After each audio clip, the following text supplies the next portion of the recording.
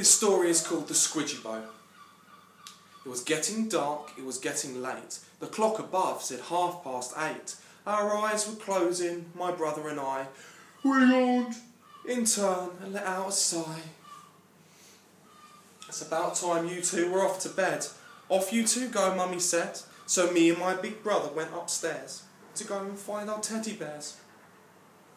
We settled down and tucked ourselves in, when all of a sudden I saw a grin. My brother smiled at me and said, "Watch out, there's a Squidgybo on your head." "No there isn't, don't be daft." He smiled again, looked back and laughed. "Don't worry now, he's gone away. I think he just wanted to play." What's a Squidgybo anyway?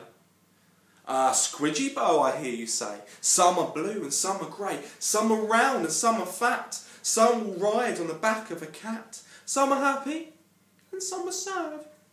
Some are good and some are bad.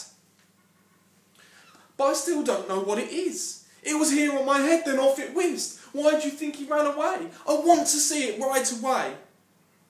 What's a Squidgybo anyway? A Squidgybo, I hear you say. Why, I saw one just the other day. A Squidgybo will sometimes glow and dance to a popular TV show. It has one nose, one eye and one mouth, one ear to hear and one foot to hop about. Don't be silly, that can't be true. 1 second it was here, then off it flew. I don't believe it, I really don't. It sounds so silly. I can't, I won't.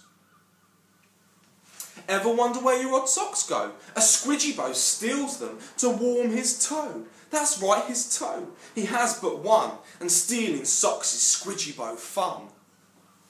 Now I know you're fibbing to me. Do you really think I'm that silly to think they steal just one sock to warm the only toe they've got? Enough you two, it's time for sleep. Stop talking now, start counting sheep. "Good night, big bro. Good night," he said. And off he went to sleep as soon as the pillow touched his head. I lay awake there for a while, then it was my turn to smile. A tiny round shape hopping in style popped out, looked round for a while, then headed to my brother's stock drawer while he began to loudly snore. I reached out and opened mine. My feet are small, this will do just fine. The Squidgybo made his way to me, and at last he was there for me to see. What's a Squidgybo, I hear you say? What's a Squidgybo anyway?